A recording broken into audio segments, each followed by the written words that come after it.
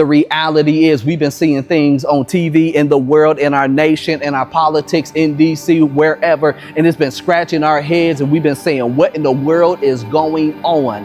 And perhaps you've been saying, Lord, did we bring the wrong one into office? Because when we brought this person, and not just a president, but this senator, not just a senator, but perhaps a congressman, when we had elected this person, not just somebody in DC, maybe the superintendent of a school, Lord, does the pastor know what he's doing? Because we put our hope that the pastor was going to lead the church. And the reality is, it seems like everybody that we put our hope in to make things progress or to make things great again, it seems like they continue to go in the opposite direction. So what do? Begin to second guess our election. Second guess our decision. Maybe the other person, maybe she really was the candidate. I don't know what to do. Is there a third party?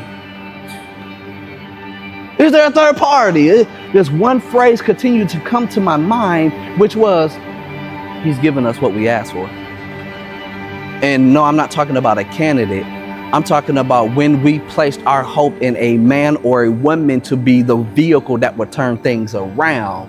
He said, okay, you're rejecting me so you can have a man, but tell them, Samuel, warn them of what it's going to be like.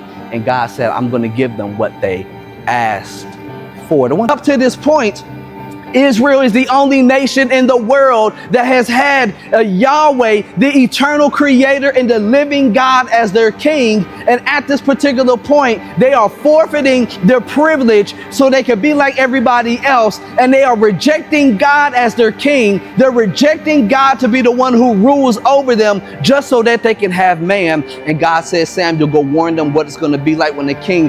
Go warn them what it looks like when you put your hope in somebody to do only what I can do. It's what you have to understand. This is to have a biblical understanding. My intention is not to shout you. My hope is that when you turn the news on later or tomorrow, you say, doggone it, he preached that.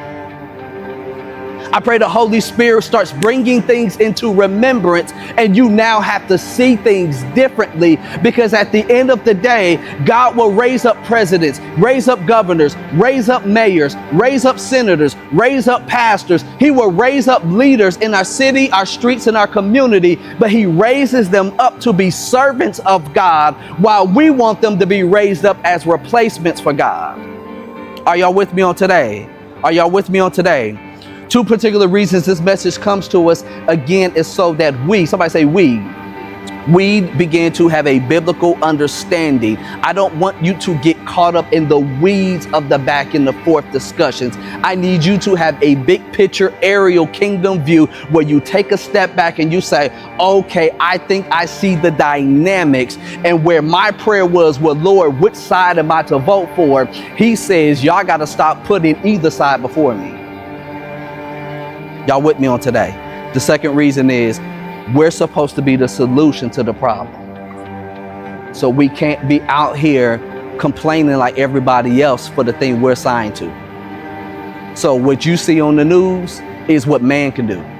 This is where we step up so we can show the world what God can do.